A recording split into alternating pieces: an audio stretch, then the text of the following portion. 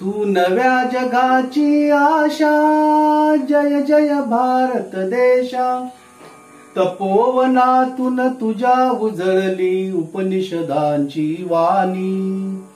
तपोवनातून तुझ्या उसळली उपनिषदांची वाणी. तू नव्या जगाची आशा, जय जय भारत देशा. तपोवनातून तुझ्या उजळली उपनिषदांची वाणी. तपोवनातून तुझ्या उजळली उपनिषदांची वाणी. माती मधुनी तुझ्या जन्मल्या नररत्नांच्या खाणी. जय युगधैर्याच्या देशा, जय नवसूर्याच्या देशा. तू नव्या जगाची आशा, जय जय भारत देशा. बळा पुढे वा छळा पुढे नच इथे वाकल्या माना. बळा पुढे वा छळा पुढे इथे नच वाकल्या माना.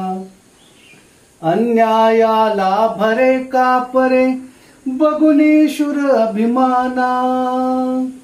अन्यायाला भरे कापरे बघुनी शूर अभिमाना.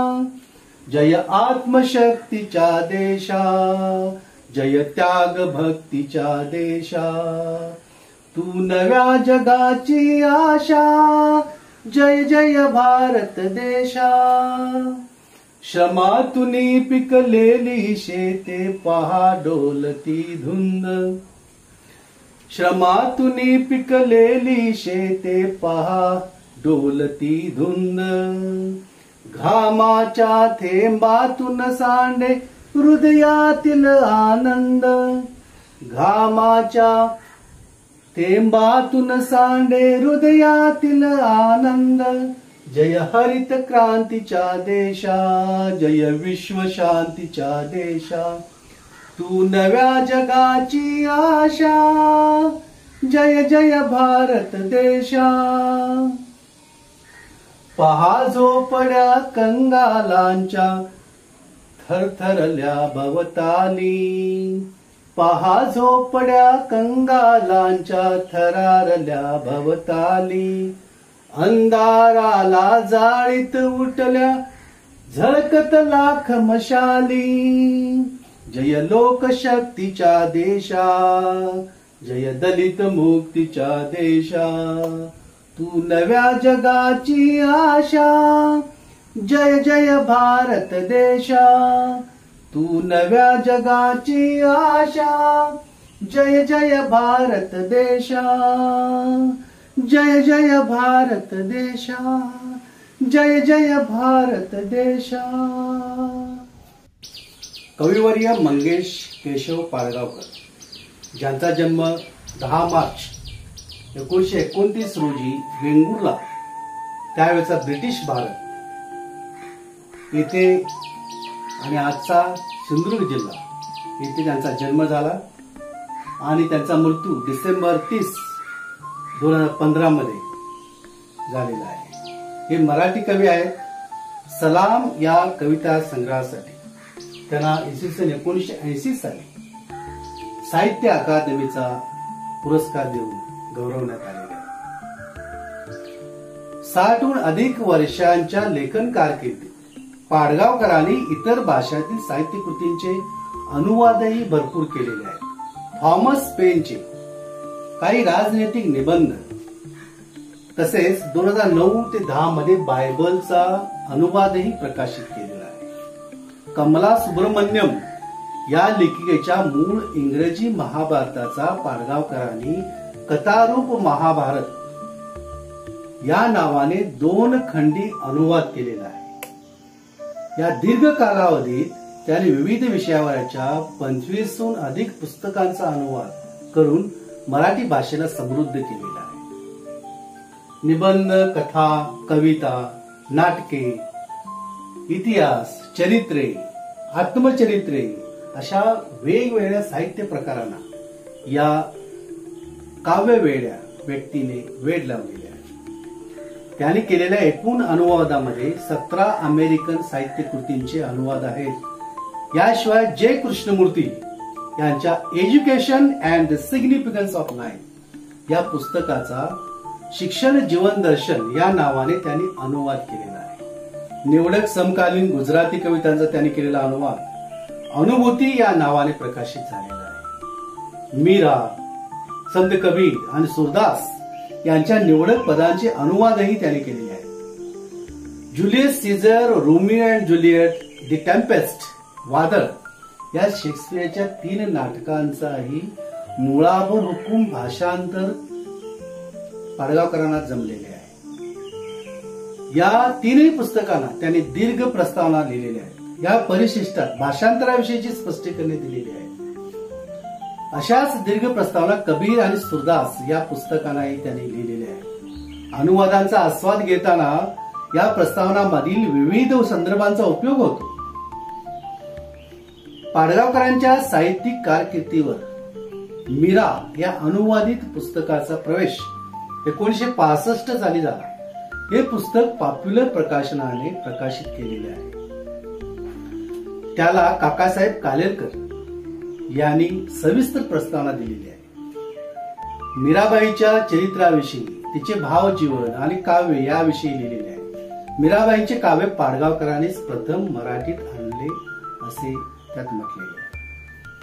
आता खेळाचा आनंद ऋतू, आनंदाचे डोही, कबीर, कविता माणसांच्या माणसासाठी, गझल, द कॉज, गिरकी, चांदोमामा, छोरी, जिप्सी, जुलियस सीझर, झुलेबाई झुला, तुझे गीत गाण्यासाठी, तू न परणे, त्रिवेणी, धारा नृत्य, नवा दिवस, निमोनीच्या धडामागे, फुल पाखरू, निळ निळ, बबलगम, बोलगाणी, भटके पक्षी, मीरा, मुखवटे, Moru, Radha, Romeo and Joliot, वाढदिवसाची भेट, वात्रटिका, विदूषक, वेड कोकरू, शर्मिष्ठा, शोध कवितेचा, सलाम, सुटी एके सुटी, सूर आनंदगण, सूरदास, क्षणिका, कित्येक साहित्य प्रकार, काव्य प्रकार, चरित्र प्रकार आपल्याला यामध्ये पाहायला मिळतात. मंगेश पाडगावकरांच्या काही प्रसिद्ध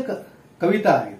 अखेरचे येतील माझ्या हेच शब्द मोठी, झाल्या असतील लाख चुका, केली पण प्रीती, अफाट आकाश असा बेबान हा वारा, आता उजाळेल आमलेट जेव्हा तुझ्या बटाना उधळी मुजोर वारा, दार उघड चिवताई दार उघड, नसलेल्या आजोबाचं असलेलं गाणं, प्रत्येकाने आपापला चंद्र निवडलेला असतो. फूल ठेवून गेले मी आनंद यात्री, मी बोललेलं काही नुसतेच पाहिले, सलाम, सांग भोलानाथ पाऊस पडेल का, सांगा कसं जगायचं, सावर रे उंच झुला, टपटप करती अंगावरती प्राजक्ताची फुले. पापड नावाची कविता, कित्येक कविता आपल्या समोर आवर्जून उपस्थित आहे. त्यांचा रसास्वाद घेणे ही आपली जबाबदारी आहे. एकदा पाडगावकरांची पावसावरची कविता लिज्जतने पाहिली आणि पाडगावकरांना विचारले, आमच्या जाहिरातीत वापरू का ही आपली कविता. पाडगावकरांनी आनंदाने परवानगी दिली आणि ती जाहिरात अनोखी ठरली. पावसाळ्यात पापडांची विक्री थोडी घसरत असल्याने लिज्जतलाही ही जाहिरात लाभदायी वाटली असावी. पुढच्या उन्हाळ्यात ते पाडगावकरांकडे गेले आणि क्रमच झाला. पापड, पाडगावकर, पाऊस आणि प्रायोजक बडोदा बँक यांची युती दीर्घकाळ टिकली. पावसाळ्याच्या सुरुवातीला म्हणजे बहुधा जूनच्या पहिल्या आठवड्यात रसिकांना मंगेश पाडगावकर यांच्या पावसाच्या लज्जतदार कवितेची ओढ भासू लागलेली होती. पाडगावकरांच्या काही नमुनेदार पावसावरच्या कविता. रिमझिम पावसात जाऊ ग, गुणगुण गाणे गाऊ ग, थेंब टपोरे आले ग, सगळे गोकुळ नाले ग, थुळती नाचत नाऊ ग, निळ्या निळ्या घुंगरानी खालले नान, ओथंबल्या आभाळाचे ओलावले भान, काळ्या काळ्या कपारीत कल्लोळ दुधाचा, एकाएकी कोसळला पाऊस मधाचा.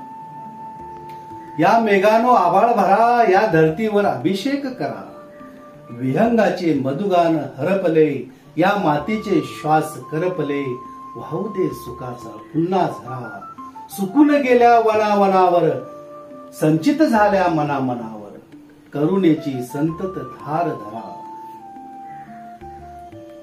या मेघानो, या मेघानो. एखाद्या नव्या कोऱ्या कवितेने सजलेल्या जाहिरातीने नवा ऋतू सुरू व्हावा हे मराठी प्रथमच घडत होते. पाडगावकरांच्या लेखणीने या कविता पुरता विराम घेतल्यानंतर पुन्हा असा प्रयोग झाला नाही आणि पुन्हा तसा पाऊस पडला नाही. हा होता कवितेतला पाऊस. मंगेश पाडगावकरांचे काव्य वाचन अफलातून होते. साहित्य संमेलनात कवी संमेलन होतात. होळी, दसरा, पाडवा अशा सणांच्या निमित्ताने काव्य वाचन होते. एरवी सभेच्या निमित्ताने 4 माणसे जमली की एखादा कवी कार्यक्रमाच्या आधीमध्ये आपल्या कविता ऐकवितो. परंतु केवळ कविता वाचनासाठी आमंत्रित केले जाणारे नारायण सुर्वे, नांदगावकर, बाबा बोरकर, अनिल, इंद्रासंत, संजीवनी असे कवी थोडेच असतात. वसंत बापट, मंगेश पाडगावकर आणि विंदा करंदीकर या तिघांनी काव्य वाचनाची भूल मराठी मनाला अशी पाडली होती की ज्या गावात त्यांच्या काव्य वाचनाचा कार्यक्रम असायचा तिथे रसिक जत्त्याच्या जत्त्याने यायचे. काव्य रसिकावर गारुड करणारी एक अजब बेहोशी या तिघांच्या काव्य वाचनाला असायची. 1950 ते 1990 पर्यंत तब्बल 4 दशके या तिघांच्या काव्य वाचनाची मोहिनी मराठी मनावर कायम होती. इसवी सन 1990 नंतर उतार वयामुळे तिघांनी कार्यक्रम कमी केले. नंतर या त्रयीतले एक जण गळायला लागले. आधी वसंत बापट गेले, नंतर विंदानी निरोप घेतला आणि शेवटी या जन्मावर या जगण्यावर शतदा प्रेम करावे म्हणणारे मंगेश पाडगावकर गेले. मात्र बापट, पाडगावकर, करंदीकर कुणीही नसलं तरी त्यांनी रुजवलेली काव्य वाचनाची गोडी मात्र मराठी मनात झिरपलेली आहे. प्रत्येकाची वेगळी शैली. या त्रिकुटाने 1953 पासून आपल्या कवितांचे वाचन एकत्रित करण्याची प्रथा पाहिली. स्वतःची अशी स्वतंत्र शैली निर्माण केली. काव्य वाचनात या तिघांनी मारलेली बाजी बघून नंतर आयोजकच या तिघांना एकत्रितपणे बोलवायला लागले आणि काव्य वाचनाची एक वेगळी परंपराच महाराष्ट्रात रुजली. या तिघांनी एकत्र येऊन बापट, पाडगावकर, करंदीकर हे तिघही केशसूत बालकवी अशा पुरुषांच्या कविता गायचे, तर उत्तरार्धात स्वतःच्या निवडक कविता वाचायचे. हा नित्यक्रम लोकांनी डोक्यावर घेतला. त्यातून या कार्यक्रमाचे अनेक प्रयोग करायचे ठरले. परंतु तिघांच्या वेळांची जुळाजुळ करताना तिरपीट व्हायची. त्यात करंदीकर काही वर्षासाठी परदेशात गेले आणि हा उपक्रम बंदच पडला. मात्र करंदीकर परत आल्यावर तिघांच्या एकत्रित काव्य वाचनाच्या कल्पनेने पुन्हा उचल घेतली. मात्र यावेळी फक्त स्वतःच्याच कविता वाचायच्या असे नक्की करण्यात आले. त्यानंतर बापट, पाडगावकर, करंदीकर या त्रयींचा काव्य वाचनाचा वारू मराठी मातीत तब्बल 40-50 वर्षे दौडत राहिला. तो एक जण गळेपर्यंत. पैसे मोजून काव्य श्रवण करणारे लोक तयार झाले. बापट, पाडगावकर, करंदीकर यांच्या काव्यांचे रूप एकमेकापेक्षा वेगळे होते. वसंत बापटांची कविता संस्कृत प्रचूर आणि रोमॅन्टिक होती. पाडगावकरांची कविता भाव कविता होती, तर विंदांची कविता या दोघांपेक्षा वेगळी म्हणजे केंद्रस्थानी माणूस असलेली वास्तववादी होती. वेगळ्या दाटणीच्या 3 शैली एकत्र ऐकायला मिळत असल्यामुळे रसिक त्यांच्या काव्य वाचनाला आवर्जून हजेरी लावायचे. त्यांच्या या काव्य वाचनाच्या यशाचे गमक त्यांच्या काव्य वाचनाच्या शैलीतही होते. वसंत बापटांचा आवाज काहीसा पिचका होता, पण त्याच्यात नट दडलेला असल्यामुळे सुपारी किंवा अस्सल लाकूड भक्कमगाठ, ताठरकणा, टणकपाठ सारख्या कविता ते म्हणायचे. तेव्हा रसिकासमोर ती कविता दृश्यमान व्हायची. या आवाजात विंदांचा आवाज त्यांच्या कवितेसारखाच टोकदार होता. त्यामुळे त्यांच्या आवाजात धोंड्या नावी किंवा ती जनता अमर आहे सारखी कविता ऐकताना एकदम भारून जायला व्हायची. कविता वाचन करताना मंगेश पाडगावकर एकदम खर्जातला आवाज लावायचे. या आवाजात सलाम किंवा एक जिप्सी माझ्या मनात खोल दडून सारख्या कविता म्हणताना त्यांना एकदम आश्वासक सूर लागायचे. या वैशिष्ट्यामुळेच या त्रयीने मराठी रसिकावर अक्षरशः अधिराज्य गाजवले. विशेष म्हणजे पैसे मोजून घेऊन मग आपली कविता ऐकवायची सवय या तिघांनीच महाराष्ट्राला लावलेली आहे. त्यांचा झालेला गौरव हा अतिशय साजेसा आहे. 2010 मध्ये ते मराठी बाल साहित्य संमेलनाचे संगमनेर येथील अध्यक्षपदावरती होते. इसवी सन 2010 मध्ये विश्व साहित्य संमेलनाचे अध्यक्ष म्हणून त्यांना गौरवण्यात आले. त्यांना मिळालेले पुरस्कार आणि सन्मान: इसवी सन 1980 साली सलाम या कविता संग्रहासाठी साहित्य अकादमी पुरस्कार, 2008 मध्ये महाराष्ट्र भूषण पुरस्कार, 2013 मध्ये पद्मभूषण पुरस्कार आणि महाराष्ट्र साहित्य परिषद मसाप सन्मान पुरस्कार. मुंबईतील जी दक्षिण विभागात असलेल्या जुना प्रभादेवी मार्ग आणि स्वातंत्र्यवीर सावरकर मार्गाला जोडणाऱ्या नाक्यावरील चौकास मंगेश पाडगावकर यांचे नाव देण्यात आलेले आहे. त्यांच्या नावाने मंगेश पाडगावकर भाषा संवर्धक पुरस्कार दिला जातो. आपण मला ऐकून घेतला त्याबद्दल धन्यवाद.